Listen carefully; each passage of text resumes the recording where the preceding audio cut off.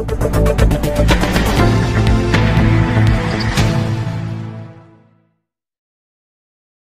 दिवसापासून वेगवेगळ्या चर्चा, वेगवेगळ्या चर्चेला कुठेतरी नवीन प्रयोग, मग व्हॉट्सअपवर वेगळं चालू आहे, फोन ऑफ फ्रेंड वेगळं चालू आहे. ह्या सर्वांचा क्लिअरिफिकेशन करण्यासाठी मी खरं म्हणजे ही प्रेस कॉन्फरन्स बोलवली. आपण सर्व पत्रकार, प्रिंट मीडिया, इलेक्ट्रॉनिक मीडिया आले, त्याबद्दल मी मनापासून आपल्या सर्वांचे आभार मानतो. शेवटी राजकारणामध्ये जी परिस्थिती निर्माण होते, ही परिस्थिती जो राज करतोय, राजकारणामध्ये कारण शोधतोय, त्याच्यासोबत अनेक घटना घडतात. त्या घटनेमधली एक ही घटना आहे. मी लोकसभा औरंगाबाद मागितली होती. माझ्याकडं जितक्या पेपरमध्ये त्यावेळेस ज्यांनी लिहिलेले आहे पत्रकार बांधवांनी का मी औरंगाबादचा, मी कल्याण काळे प्लस अजून काही उमेदवार असे मी त्यावेळेस दिलेले होते. आणि त्यानंतर पक्षाच्या काही लोक म्हणतात की मी औरंगाबाद मागितलेला नाही, तर ज्या लोकांनी त्यावेळेस प्रेस कॉन्फरन्समध्ये सर्व वर्तमानपत्रामध्ये छापून आलं, टीव्हीवर बातम्या आल्या, टीव्हीचाही माझ्याकडे क्लिप आहे, आणि विशेषतः पत्रकार बांधवांनी जी काही लेखणी त्यांच्या लेखणीच्या माध्यमातून केलेली आहे तीही माझ्याकडं त्यांचाही आहे. काही लोकांचा संभ्रम आहे की मी तिकीट मागितलंच नाही. मी तिकीट मागितलेलं होतं. माझ्यासोबत मी बनसोड सरांचंही नाव सांगितलं होतं. माझ्यासोबत त्या दिवशी बनसोड सर त्या ठिकाणी हजर होते. त्यानंतर कल्याण काळे साहेब हजर होते, मी हजर होतो. मग राहिला जालन्याचा प्रश्न. मध्यंतरी आता पक्षाने मला प्रस्ताव दिला की तुम्ही जालना लढा. मी जालना लढत नाही, कारण की जालन्यामध्ये आणि औरंगाबादमध्ये राजकारणाचा समीकरण वेगवेगळे आहे. आणि यावेळेस मी निर्णय घेतल्यानंतर तो निर्णय दिल्लीला गेलो. आम्ही दिल्लीला गेल्यानंतर सन्माननीय अशोकरावजी चव्हाण साहेब, सन्माननीय कल्याणरावजी काळे साहेब, मी, खारगे साहेब, माणिकरावजी ठाकरे साहेब, आम्ही सर्वांच्या सोबत मी चर्चा केली की मला औरंगाबाद लोकसभा लढायची आहे. हा पहिला तुम्हाला खुलासा मी यासाठी करू लागलो का 4 लोकांची नावं घेऊन सांगू लागलो. त्यानंतर मी जिल्हा काँग्रेस कमिटीचा अध्यक्ष या नात्याने ज्यांनी माझ्याकडे उमेदवारी मागितली त्या सर्वांचे नावं मला दिल्लीला पाठवणं आवश्यक होते. ते मी पाठवण्याचं काम केलं. नंतरच्या घडामोडी परत घडत गेल्या आणि काही एक प्रस्ताव माझ्या वरिष्ठ नेत्यांची चर्चा करून हर्षवर्धन जाधव यांना उमेदवारी द्यावी हा मुद्दा समोर आला. मग त्या उमेदवाराच्या बाबतीत आम्ही चर्चा केली, लोकांचा विचारविनिमय घेतला. सर्वांची इच्छा होती का त्यांना द्यावं, काही लोकांची इच्छा होती का बाहेरून उमेदवार न घ्यावं. अशा या सर्व घडामोडी घडल्यानंतर नांदेडला एक गोपनीय मीटिंग झाली. त्यामध्ये औरंगाबाद जिल्ह्याचे पुढारी, औरंगाबाद जिल्ह्याचे नेते अनेक हजर होते. आणि त्या हजर झाल्यानंतर त्यावेळेसही मी अशोकरावला विनंती केली की हे जे नाव आम्ही देऊ लागलो याचा विचार आपण करावा. नाही केला तर मी दुसऱ्या कोणत्याही उमेदवाराची गॅरंटी घेणार नाही. ज्यांनी लोकसभेची निवडणूक आहे, छोटी मोठी निवडणूक नाही आहे. पहिल्या वेळेस विधान परिषदेच्या वेळेस मला जी परिस्थिती दिसली होती तर सुभाष झामर साहेब निवडून येतात, त्यांना मी होकार दिला, त्यांचा तिकीट बदलून घेतला पक्षाकडून आणि बदलून घेतला. पक्षाच्या वरिष्ठ नेता न आणता मी स्वतः माझ्यावर जबाबदारी घेतली आणि एकट्याने त्यांना विधान परिषदेवर निवडून दिलं. हे सर्वांच्या समोर क्लिअर पिक्चर आहे, याच्यामध्ये कुठेही लपवलेला नाही. नंतरच्या घटना ज्या वेळेस घडत गेल्या, मी नांदेडला अशोकरावला काय बोललो याचे 25 साक्षीदार आहेत.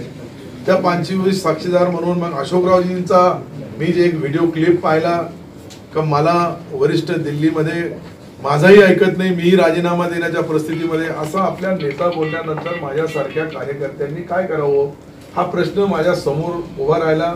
आणि मी माझी अंतरात्माचा आवाज ऐकून विचार केला की आपण आपले नशीब लोकसभा औरंगाबादमध्ये अपक्ष म्हणून आजमावावे. आणि त्यासाठी मग ह्या घडामोडी घडत गेल्या. याचा चूक असेल तर आदरणीय अशोकरावजी चव्हाण साहेबाला आपण विचारू शकतात की आमची त्यांची चर्चा नांदेडच्या त्यांच्या बंगल्यावर जी झालेली आहे. बाहेर बोलणं शक्य नाही. मोठा नेता आहे, मोठे आमचे सर्वांचे नेते आहेत, त्या नेत्याच्याबद्दल काही बोलावं मला उचित वाटत नाही. परंतु अशोकरावजींचा आम्ही आदर करतो. अशोकरावजींनी आमच्यासाठी प्रयत्न केलेही असेल. परंतु शेवटी दिल्लीमध्ये काँग्रेस पक्षाची जी काही दळणवळण घडण, जी काही घेणं देणं, तिकीट कुठून देणं, कसं देणं, कोणाला देणं, त्याचा विचार विनिमय करणं किंवा त्याच्यामध्ये आम्ही कमी पडत असेल, कदाचित लोकप्रियतेमध्ये निष्ठेवर कमी असेल तर त्यामुळे आम्हाला त्यांनी नाकारलं असेल असं मला वाटतंय.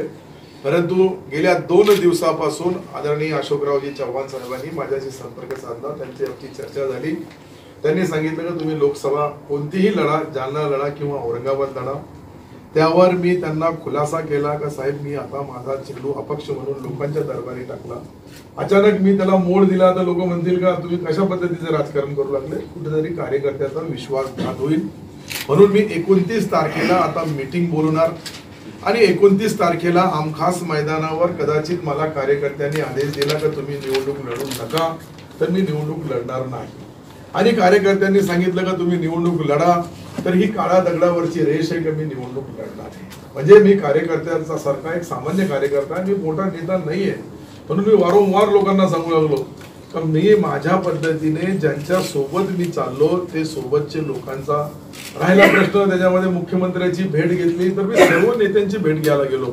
मी अपक्ष उमेदवार असल्यानंतर माझ्या सिल्लोड विधानसभामध्ये सन्माननीय मुख्यमंत्री महोदयांनी मला जी मदत केली, माझ्या नगरपालिकेला मदत केली, ते मी विसरू शकत नाही. मी विरोधी पक्षाचा आमदार असूनही त्यांनी मला सत्ताधारी पक्षासारखा निधी वितरित करण्यामध्ये कुठेही कमी ठेवलं नाही. हे प्रामाणिकपणे मी यासाठी बोलू लागलो की मी 4.5 वर्ष त्यांच्या सोबत काम केलं. पहिले मी मंत्री होतो, ते आमदार होते. गिरीश महाजनजी माझ्या मतदारसंघाच्या बाजूचे आहे, शिवभाऊ आहे. आम्ही एकमेकाला खेटून आमच्या दोघांचा मतदारसंघ आहे जामनेर. तुम्ही पाहिला असाल जामनेर मतदारसंघ आणि सोयगाव तालुका माझा दोघांचा. कधी माझ्या तालुक्यामध्ये त्यांचं गाव येतो, माझा गाव त्यांच्या तालुक्यामध्ये जातो. अशा पद्धतीची जी रचना आहे, इलेक्शन कमिशनरने जी रचना केलेली आहे ती काही माझ्या हाताची नाही, मी काही जोडलेलं नाहीये. आणि त्यानुसार त्यांनी मला सांगितलं की भाऊ साहेबांना तुम्हाला चहा प्यायला बोलवलं. मी बोललो मी सर्वांनाच भेटणार आहे, तुम्हाला एकट्यालाच भेटणार नाही. आणि त्यांनी मला बोलवलं, मी गेलो. त्यानंतर मी आदरणीय हर्षवर्धन पाटील साहेब आमचे मित्र आहेत, त्यांच्याशी चर्चा केली. त्यानंतर जयंत पाटील राष्ट्रवादीचे अध्यक्ष आहे, त्यांच्याशी चर्चा केली. त्यांनी सांगितले आज मला परत त्यांनी सांगितलं की तुम्ही नगरला या. मी आज नगरला आहे. म्हणजे मी अबू आझमी साहेबांशी मुंबईमध्ये चर्चा केली, सर्वांची चर्चा केली. अपक्ष उमेदवार ज्या वेळेस कोणीही राहतो सर्व पक्षाची. मी इम्तियाज जलील साहेबाला मोबाईलवरून फोनवर त्यांचा आमचे थोडा बहुत संभाषण झाला. मी सर्वांना शेवटी अपक्ष उभा राहायचा असेल तर आपण सर्वांना विनंती करायची, सर्वांनी साथ दिली तर निवडणुकीमध्ये हे लोकशाही पद्धतीने निवडणूक लढताना प्रत्येक पक्षाकडे आपापली शक्ती आहे. आणि अपक्ष माणसाला वाटतं का हा शक्ती दिली तर थोडा फायदा होईल, त्यांनी शक्ती दिली तो फायदा होईल. शेवटी देणारा नाही देणारा तो पक्षप्रमुख किंवा त्यांचा नेता, त्यांचा कार्यकर्ता निर्णय घेईल. मी माझ्या कार्यकर्त्यांचा विचार विनिमय केल्याशिवाय निवडणूक लढणार नाही. मी त्या दिवशी बोललो 29 तारखेला माझा भविष्य जनतेच्या दरबारी आहे, कार्यकर्त्यांच्या दरबारी आहे. तर कार्यकर्ते 1500 जे जमतील ते 1000-2000 लोक निर्णय देतील. मला कार्यकर्त्यांचा जो मेळावा, जनरल पब्लिक नाही, काही सामान्य मतदाराला बोलवणार नाही. मी बोलू लागलो सर्व नेते कार्यकर्ते, बूथ लेवलचा कार्यकर्ता, बूथ लेवलचा माणूस, बूथ लेवलवर काम करणारा, जो काही मला शक्ती देणारा किंवा मला मदत करणारा अनेक वर्षाचा कार्यकर्ता आहे, त्याच्याशी विचार विनिमय केल्यानंतर हा निर्णय मी घेणार आहे. म्हणून हे स्पष्टीकरण देण्यासाठी खरं म्हणजे मी या ठिकाणी आपल्याला बोलवलं. आणि हे स्पष्टीकरण देण्यामागच्या पाठीमागची पार्श्वभूमी एकच आहे का एक व्हिडिओ क्लिप व्हायरल झाली, त्याच्यावरून लोकांना वाटलं, कोणी म्हणतो मी भाजपमध्ये जाणार आहे. मी स्पष्ट सांगितलं की मी भाजपमध्ये जाणार नाही. पहिला माझा प्रश्न.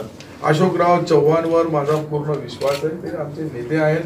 अनेक वर्षासाठी मी त्यांच्यासाठी 25 वर्ष एक कार्यकर्ता म्हणून कार्य केलेलं आहे आणि ते नेते म्हणून माझ्या सोबत राहिलेले.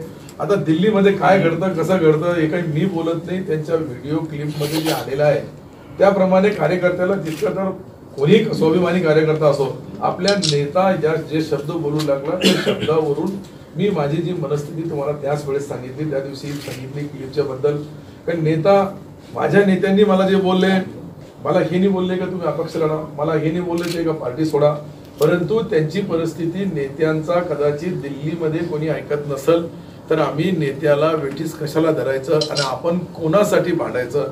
मी 14 ते 18 तास पक्षाचं काम करतो आणि माझ्यासारख्या एक सामान्य कार्यकर्त्याच्या हे हाल असतील, नेत्याचा कोणी ऐकत नसेल तर आम्ही काय करावं हा मुद्दा माझ्या समोर आहे. म्हणून मी हे निवडणूक, आणि मी काही फार मोठा पुढारी नाही, मी पहिल्यापासून बोलतो मी लोकल गाडी, हात दाखवा गाडी दाखवा, मोठा पुढारी नाहीच आहे. म्हणून काही फार चिंतेचं काम नाही आहे. मी 0 मधून राजकारण सुरुवात केलं. माझ्या आई वडिलांमध्ये, घरामध्ये, पंजोबामध्ये कोणी ग्रामपंचायत सदस्यही नव्हता. माझ्यासारख्या कार्यकर्त्याला इतकी मोठी संधी मिळाली आहे का, कमी आहे का? आणि मी माझा समाधानी आहे. माझा कोणावर, मी त्या दिवशी बोललो, कोणावर ऑब्जेक्शन नाही, कोणावर ऍक्सेप्ट नाही, परंतु माझा जी अंतरात्मा बोलते मी ते करू लागलो. माझी अंतरात्मा आता हे बोलते की माझा 29 तारखेला कार्यकर्त्याचा मेळावा होणार आहे. ती काही जर्नल सभा नाही आहे, परंतु इतका मोठा कुठे हॉल नाही आहे. इथे काही एका हॉलमध्ये घेतले तर ते कार्यकर्ते मातील, त्याच्यामध्ये बोलतील, त्यांना बोलता येणार नाही, कारण की 1000-2000च्या शिवाय मोठे हॉल 2000-3000 शिवाय नाहीये कुठं. पण तिथे जास्त लोक आले तर आपण त्यांना हाकलू शकत नाही, कोणाला आपण कार्यकर्त्याला बाहेर काढू शकत नाही. हा मोठा आहे, याला मध्ये बसू द्या, तू छोटा आहे, तू बाहेर जाय. प्रत्येकाचा स्वाभिमान त्यांचा जागृत करू आम्ही ही मीटिंग घेऊ लागलो. आणि त्या मीटिंगमध्ये 29 तारखेला ठरवल्या जाईल की मी निवडणूक लढायची की नाही याचा खुलासा करण्यासाठी मी आपल्या सर्वांना बोलवलो. आपण सर्व आलात त्याबद्दल आपला धन्यवाद. आपल्याला काही विचारायचं असेल तर जरूर एक सेकंड, आपल्याला काही विचारायचं असेल तर आपण जरूर विचारा. तुमचे पुरे प्रश्नाचे उत्तर दिल्यानंतरच मी जाईल. आणि गेल्यानंतर जाण्याच्या अगोदर चहा पाण्याचा इथे व्यवस्था केलेली आहे. अपक्षापुढे याच्या पुढे काही राहणार नाही. चहा पाणी बिस्किट आहे, आपण इतके घेऊन जावं ही विनंती.